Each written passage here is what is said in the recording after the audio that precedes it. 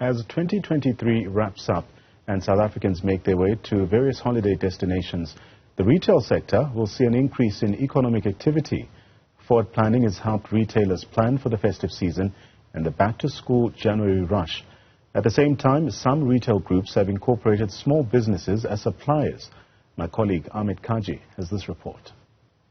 With many retailers seeing an increase in economic activity, many small businesses are also being utilized for their services from consumers. But they often require resources to upscale and upskill their businesses. Mubin Ibrahim is the director of Wonder Snacks, which makes healthy popcorn in their Cape Town-based factory. His business has benefited from a special empowerment program run by the Shoprite Group. His company started in 2017 with a focus on healthy snack options.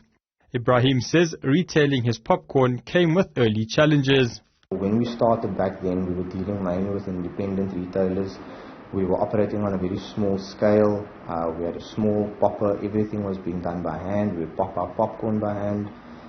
We'd season it by hand, fill it by hand. So we didn't really have capacity to go into mainstream retail at that point.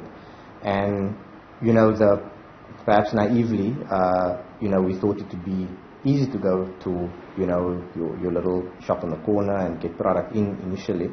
But it doesn't turn out that way. I think that was one of the biggest challenges we faced. The Shoprite Group has used its programs to help with increased demand for a diverse range of products and to help small businesses. Meanwhile, Wonder Snacks sees an automation of popcorn production and manufacturing, with staff carrying out quality control and packaging. The company director says conversations with the Shoprite Group started during the COVID-19 pandemic, resulting in their products being placed in the group's stores.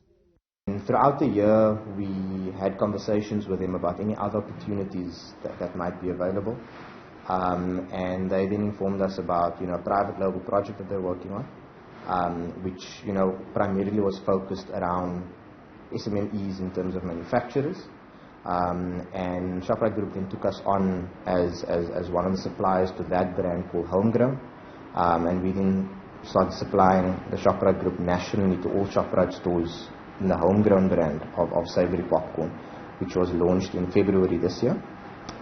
And again, we continued having conversations about any opportunities that might come up. We obviously wanted to try and get some more exposure for our brand as well. And we then, in the Shoprite Group, got our Wonder Pop brand listed in Checkers stores in the Western Cape.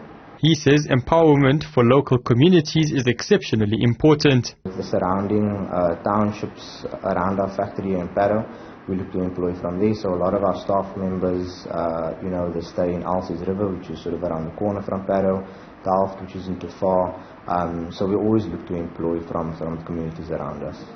Meanwhile, the Shoprite Group says job creation and earning opportunities are key priorities. We really pride ourselves on our ability to create jobs because we're very fortunate in terms of our growth.